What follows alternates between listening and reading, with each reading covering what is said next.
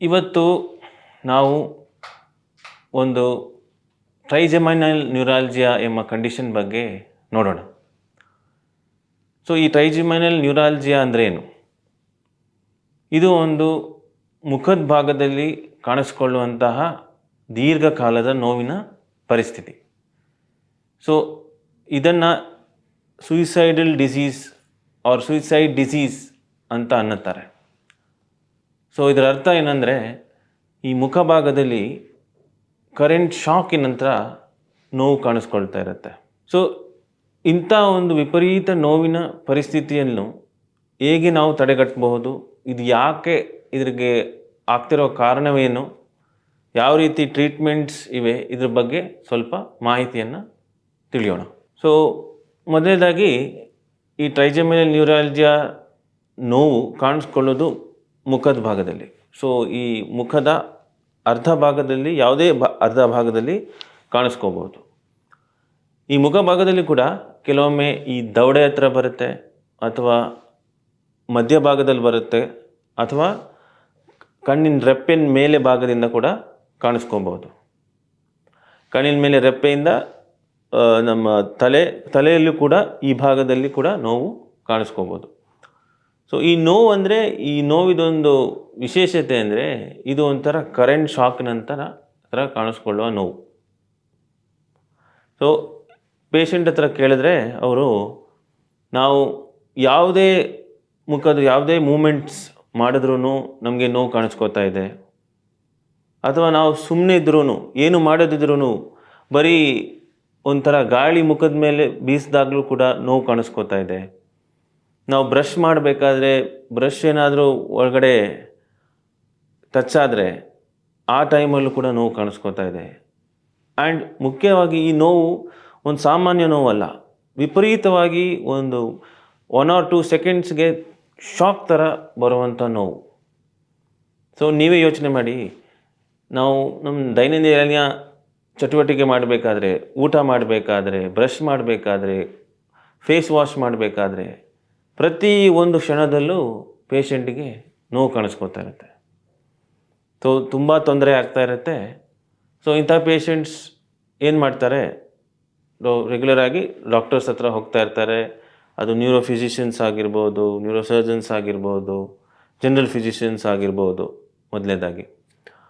So ಅವರು ಇದ್ರ ಬಗ್ಗೆ ಮಾಹಿತಿನ ತಿಳಿದುಕೊಂಡು ಬೇರೆ ಬೇರೆ ರೀತಿ ಇನ್ವೆಸ್ಟಿಗೇಷನ್ಸ್ನ ಕೇಳಬಹುದು.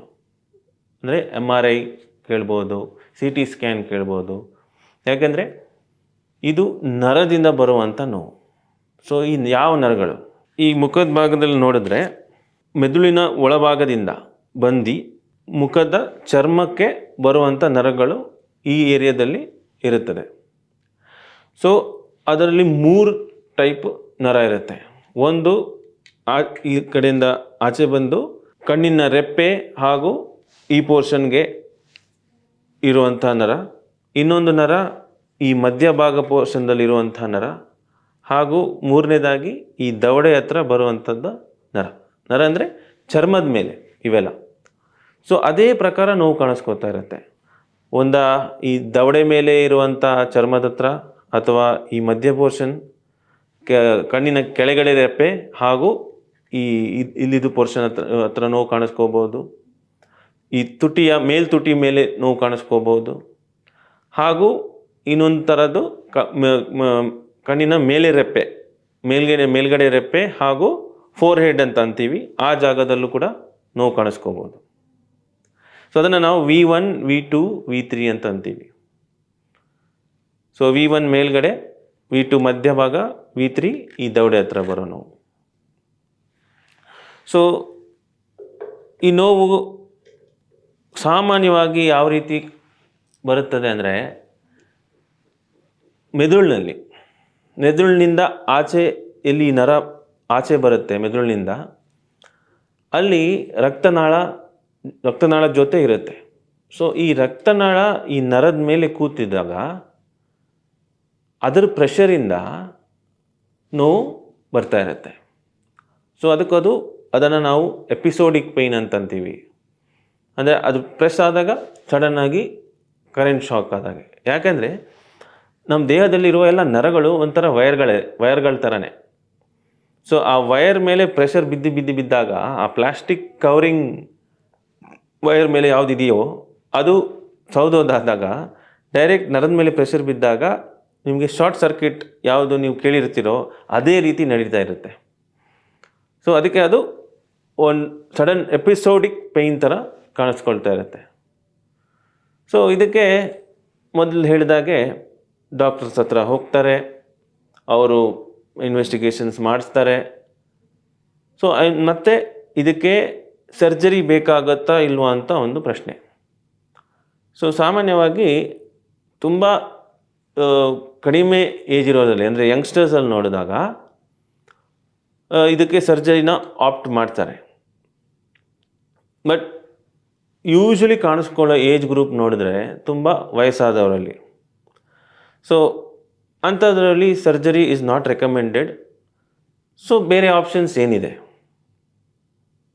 ಸೊ ಅಂಥದ್ರಲ್ಲಿ ನಮ್ಮ ಥರ ಪೇಯ್ನ್ ಫಿಸಿಷಿಯನ್ಸ್ನವರ ರೋಲ್ ತುಂಬ ಇಂಪಾರ್ಟೆಂಟ್. ಸೊ ಇನ್ವೆಸ್ಟಿಗೇಷನ್ಸ್ ಮಾಡಿದ್ಮೇಲೆ ಡೆಫಿನೆಟಾಗಿ ಮೆಡಿಕೇಷನ್ಸ್ನ ಸ್ಟಾರ್ಟ್ ಮಾಡ್ತಾರೆ. ಸೊ ಆ ಮೆಡಿಕೇಷನ್ಸಲ್ಲೂ ಕೂಡ ಇಂಪ್ರೂವ್ಮೆಂಟ್ ಕಾಣಿಸ್ಕೊಳ್ತದೆ. ಬಟ್ ಎಷ್ಟು ಮಟ್ಟಿಗೆ ಕಾಣಿಸ್ಕೊಳ್ತದೆ ಅಂದರೆ ಇನಿಷಿಯಲಿ ಅದನ್ನು ಹೇಳೋಕ್ಕಾಗಲ್ಲ. ಸೊ ರೆಗ್ಯುಲರಾಗಿ ಈ ಮೆಡಿಸಿನ್ಸ್ನ ತಗೋತಾ ಇರಬೇಕು. ಸೊ ಈ ಮೆಡಿಕೇಷನ್ಸ್ ಏನು ಸಿಂಪಲ್ ಮೆಡಿಕೇಷನ್ಸ್ ಅಲ್ಲ, ಅದಕ್ಕೆ ಸೂಕ್ತ ಸೈಡ್ ಎಫೆಕ್ಟ್ಸ್ ಕೂಡ ಇರುತ್ತೆ.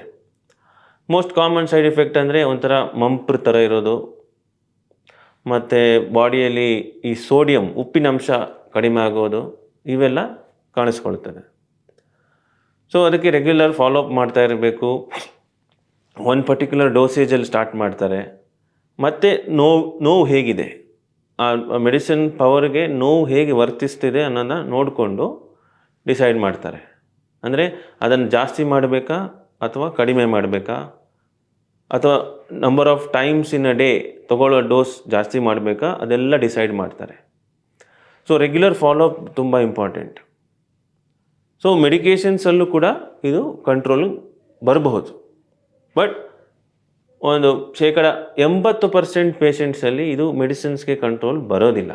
ಸೊ ಏನಾಗ್ತಾ ಇರುತ್ತೆ ಅಂದರೆ ಮೆಡಿಸಿನ್ ಡೋಸೇಜ್ ಜಾಸ್ತಿ ಆಗ್ತಾ ಹೋಗುತ್ತೆ.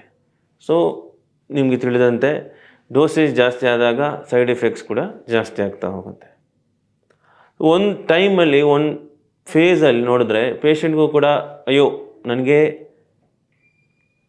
ಮೆಡಿಕೇಷನ್ಸ್ ಪವರ್ ತುಂಬ ಜಾಸ್ತಿ ಆಯಿತು, ನಂದು ದೈನಂದಿನ ಚಟುವಟಿಕೆ ನಾನು ಮಾಡೋಕ್ಕಾಗ್ತಾ ಇಲ್ಲ. ಯಾಕೆಂದರೆ ಯಾವತ್ತು ನೋಡಿದರೆ ಮಂಪ್ರ ಥರ ಇರ್ತಾರೆ. ಸೊ ಅಂಥವರು ಡೇ ಟು ಡೇ ಆ್ಯಕ್ಟಿವಿಟಿ ಮೇಲೆ ಫೋಕಸ್ ಹೇಗೆ ಮಾಡೋದು? ಸೊ ಇದಕ್ಕೆಲ್ಲ ಉಪಾಯ ಏನಂದರೆ ನಾವು ಮಾಡುವಂತಹ minimally invasive injection procedure. So ಇದೇನೆಂದರೆ ನಾವು ಒಂದು ಸ್ಪೆಷಲೈಸ್ಡ್ ನೀಡಲ್ಸ್ ಮುಖಾಂತರ ಈ ನರದ ಹತ್ರ ಇಂಜೆಕ್ಷನ್ನ ನೀಡ್ತೀವಿ. ಸೊ ಎಲ್ಲಂದರೆ ಫಸ್ಟಿಗೆ ಚರ್ಮಕ್ಕೆ ಒಂದು ಎನೆಸ್ಥೀಸಿಯಾ ಕೊಟ್ಬಿಟ್ಟು, ಲೋಕಲ್ ಎನೆಸ್ಥೀಸಿಯಾ ಕೊಟ್ಬಿಟ್ಟು, ಆ ಪಾಯಿಂಟ್ ಮುಖಾಂತರ ನಾವು ಆ ನರದ ಹತ್ರ ಹೋಗಿ ಟ್ರೀಟ್ಮೆಂಟ್ನ ನೀಡ್ತೀವಿ. ಅದನ್ನೇ ನಾವು ರೇಡಿಯೋ ಫ್ರೀಕ್ವೆನ್ಸಿ ಅಬ್ಲೇಷನ್ ಅಂತ ಅಂತೀವಿ. ಸೊ ಈ ರೇಡಿಯೋ ಫ್ರೀಕ್ವೆನ್ಸಿ ಅಬ್ಲೇಷನಲ್ಲಿ ಏನಾಗುತ್ತೆ ಅಂದರೆ ಆ ನರದಿಂದ ಬರುವ ಆ ಶಾಕ್ ಲೈಕ್ ಸೆನ್ಸೇಷನ್ಸ್ ಕಡಿಮೆ ಆಗುತ್ತೆ, ಆಲ್ಮೋಸ್ಟ್ ನಿಲ್ ಆಗೋದು. ಸೊ ಅದು ಡಿಪೆಂಡ್ ಆಗುತ್ತೆ ನಿಮ್ಮ ಪೇಷಂಟ್ನ ಯಾವ ಭಾಗದಲ್ಲಿ ಆ ನೋವು ಕಾಣಿಸ್ಕೊಳ್ತಾ ಇದೆ. ಸೊ ಅದು ನಮಗೆ ಇಂಪಾರ್ಟೆಂಟ್. ನಿಮಗೆ ಆ V1 area, V2 area, V3 area ಯಾವ್ದು ನಾನು ಹೇಳಿದ್ನೋ ಅದರಲ್ಲಿ ಬರ್ತಾ ಇದೆಯಾ, ಯಾವ ಜಾಗದಲ್ಲಿ ಬರ್ತಾ ಇದೆ. ಮೋಸ್ಟ್ ಕಾಮನ್ ಅಂದರೆ V3 ಪ್ಲಸ್ V2 ಏರಿಯಾ, ಮತ್ತು V2 ರೇರ್ ಆಗಿ V1 ಥರ ಕಾಣಿಸ್ಕೊಳ್ತಾ ಇರುತ್ತೆ. ಸೊ ಅದಕ್ಕೆ ಆ RFA ಪ್ರೊಸೀಜರ್ ಮಾಡಿದ ನಂತರ ನಮಗೇನು ಮಾಡ್ಬೋದಂದರೆ ಈ ಮೆಡಿಸಿನ್ ಡೋಸೇಜಸ್ನ ಕ್ರಮೇಣವಾಗಿ ಕಡಿಮೆ ಮಾಡಿ ನಿಲ್ಲಿಸ್ಕೊಡಬಹುದು. ಸೊ ನೀವೇ ನೋಡಿ, ಒಂದು ಪರ್ಟಿಕ್ಯುಲರ್ ಇಂಜೆಕ್ಷನ್ ಪ್ರೊಸೀಜರಿಂದ ಎಷ್ಟೊಂದು ಅಡ್ವಾಂಟೇಜಸ್ ಇದೆ. ಸೊ ಇದು ಮಾಡಬೇಕಾದ್ರೆ ನಾವು ಕೂಡ ಅಡ್ಮಿಷನ್ ಮಾಡಿಸ್ಬೇಕು, ನಮಗೆ ಸ್ಪೆಷಲೈಸ್ಡ್ ಮೆಷಿನರಿ ಬೇಕು, ಫ್ಲೂರೋಸ್ಕೋಪಿ ಗೈಡೆಡ್ ಅಂತ ಮಾಡ್ತೀವಿ. ಆಪ್ರೇಷನ್ ಥಿಯೇಟ್ರಲ್ಲಿ ಮಾಡುವಂಥ ಪ್ರೊಸೀಜರ್ ಇದು. 24 hour ಅಡ್ಮಿಷನ್ ಸಾಕು. ಪ್ರೊಸೀಜರ್ ಆದಮೇಲೆ ಒಬ್ಸರ್ವೇಷನ್ ಮಾಡಿ ಪೇಷಂಟ್ನ ಡಿಸ್ಚಾರ್ಜ್ ಮಾಡ್ತೀವಿ. ಪ್ರೊಸೀಜರ್ ಟೈಮಿಂಗ್ ಒಂದು 1 to 2 hours ಅಂತ ಅಂದ್ಕೋಬೋದು. ಸೊ ಅದಕ್ಕೆ ಬೇಕಿರುವ ಪ್ರೊಸೀಜರ್ ಏನಾದರೂ ಗೈಡ್ಲೈನ್ಸ್ ಏನಾದರೂ ಇದ್ದರೆ ಅದನ್ನು ನಾವು ನಿಮಗೆ ಹೇಳ್ತೀವಿ. ಸೊ ಖಾಲಿ ಹೊಟ್ಟೆಯಲ್ಲಿ ಬರಬೇಕಾಗತ್ತೆ, ಏನಾದರೂ ಬೇರೆ ಮೆಡಿಕೇಷನ್ಸ್, ಕೆಲವು ಏನಾದರೂ ಬ್ಲಡ್ ಥಿನ್ನರ್ಸ್ ಆ ಥರ ಏನಾದ್ರು ತೊಗೋತಿದ್ರೆ ಅದನ್ನು ನಿಲ್ಲಿಸಬೇಕಾಗತ್ತೆ. ಸೊ ಇದನ್ನೆಲ್ಲ ವಿಚಾರಿಸಿ ಬೇರೆ ಎಲ್ಲ ಬ್ಲಡ್ ಇನ್ವೆಸ್ಟಿಗೇಷನ್, ಅದಕ್ಕೆ ಸೂಕ್ತ ಬ್ಲಡ್ ಇನ್ವೆಸ್ಟಿಗೇಷನ್ಸ್ ನಾವು ಮಾಡಿಸಿ ನಾವು ಪ್ರೊಸೀಜರ್ನ ಪ್ಲ್ಯಾನ್ ಮಾಡ್ತೀವಿ. ಸೊ ಈ ಪ್ರೊಸೀಜರ್ ಬಗ್ಗೆ ನೀವು ಕೇಳಿರ್ಬೋದು. ಇಲ್ಲಿದು ಶಂಕರಾದ ಅಡ್ವಾಂಟೇಜ್ ಏನಂದರೆ, ಇಂಥ ಪ್ರೊಸೀಜರ್ಸ್ಗೆ ಕೂಡ ನಿಮಗೆ the cost is very very minimal. So ಎಲ್ಲ ಹಾಸ್ಪಿಟಲ್ ಕಂಪೇರ್ ಮಾಡಿದ್ರು it is very very minimal. And we have ಇಲ್ಲಿ ಇರುವ ಮಿಷಿನರಿ ಕೂಡ very high end machinery for the procedure is available. So ನಮ್ಮ ಟೈಮ್ ಆಫ್ ಪ್ರೊಸೀಜರ್ ಕೂಡ reduce ಆಗುತ್ತೆ. And time of procedure reduce ಆದಾಗ ಏನಾಗುತ್ತೆ ಅಂದರೆ, the so called side effects are the complications because of the procedure ಕಡಿಮೆ ಆಗುತ್ತೆ. So it is a very safe environment to get these procedures done. ನಮ್ಮ ಹತ್ರ ಎಲ್ಲ ಟೀಮ್ ಮೆಂಬರ್ಸ್ ಇದ್ದಾರೆ, ಅನೆಸ್ಥಿಸಿಯಾಲಜಿಸ್ಟಿಂದ ಹಿಡಿದು very good post operative procedure care ಎಲ್ಲರೂ ಇದ್ದಾರೆ. So that is a reason I am highlighting ಈ ಕಂಡೀಷನ್ ಬಗ್ಗೆ. ಅದಕ್ಕೋಸ್ಕರ ನಾನು ಇವತ್ತು ಹೈಲೈಟ್ ಮಾಡ್ತಾ ಇದ್ದೀನಿ. ಯಾಕೆಂದರೆ ಇದ್ರ ಬಗ್ಗೆ ಇಷ್ಟು ಜನರಿಗೆ ಅವೇರ್ನೆಸ್ ಇದೆ ಅನ್ನೋದು ನಮಗೆ ತಿಳಿದಿಲ್ಲ. ಸೊ ನಾವು ಒಂದು ಪೇಯ್ನ್ ಫಿಸಿಷಿಯನ್ ಆಗಿಬಿಟ್ಟು ಇದ್ರ ಬಗ್ಗೆ ಅವೇರ್ನೆಸ್ನ ಕ್ರಿಯೇಟ್ ಮಾಡಬೇಕು ಅಂತ ಡಿಸೈಡ್ ಮಾಡಿ ಈ ರೀತಿ ನಿಮಗೆ ಮಾಹಿತಿಯನ್ನು ನೀಡ್ತಾ ಇದ್ದೀವಿ. ಸೊ ದಯವಿಟ್ಟು ನಿಮ್ಮ ಮನೆಯಲ್ಲಿ ಅಥವಾ ಸುತ್ತಮುತ್ತ ಯಾರಿಗಾದರೂ, ನಿಮ್ಮ ಫ್ರೆಂಡ್ಸ್ ರಿಲೇಟಿವ್ಸ್ ಯಾರಿಗಾದರೂ ಈ ಥರ ಒಂದು ವಿಪರೀತ ನೋವಿನ ಪರಿಸ್ಥಿತಿ ಅವರು ನರಳುತ್ತಿದ್ದರೆ ದಯವಿಟ್ಟು ಇದ್ರ ಬಗ್ಗೆ ಹೆಚ್ಚಿನ ಮಾಹಿತಿನ ಪಡ್ಕೊಳ್ಳಿ, ಇಂತಹ ಪ್ರೊಸೀಜರ್ಸ್ ಬಗ್ಗೆ ತಿಳ್ಕೊಳ್ಳಿ, ಹಾಗೂ ಇದ್ರ ಬಗ್ಗೆ ಅವರಿಗೂ ತಿಳಿಸಿ ನೀವು ಅವರಿಗೆ ತುಂಬ ಒಂದು ಬೆನಿಫಿಟ್ನ ನೀಡ್ಬೋದು. ಏನಾದಿದ್ದರೆ you can always log on to the Shankara hospital website ಅಥವಾ ಅದರಲ್ಲಿರುವ ಫೋನ್ ನಂಬರ್ಸನ್ನು ನೋಡಿ ನಮ್ಮ ಪೇಯ್ನ್ ಕ್ಲಿನಿಕ್ಗೆ ಡೈರೆಕ್ಟಾಗಿ ಕಾಲ್ ಮಾಡಬಹುದು. We doctors are available and you can ask any query regarding this. So trigeminal neuralgia, also called as a suicide disease, can be prevented. If not prevented, can be treated, and we can give a very good quality of life to these patients.